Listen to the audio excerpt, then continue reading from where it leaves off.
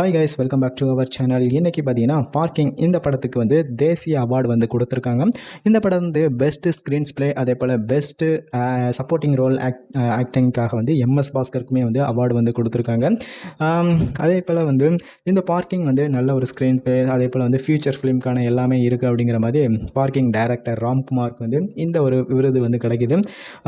இந்த பார்க்கிங் படம் வந்து உங்கள் எத்தனை பேருக்கு வந்து பிடிச்சிருந்து அப்படிங்கிறத சொல்லுங்கள். எனக்கு ரொம்பவுமே பிடிச்சிருந்து. ஹரிஸ் கல்யாணோட நடிப்பில் எம்எஸ் பாஸ்கரோட அந்த ஒரு வில்லன் அந்த ஒரு ரோலில் வந்து அவருமே சூப்பராக பெர்ஃபார்ம் பண்ணியிருந்திருப்பார்.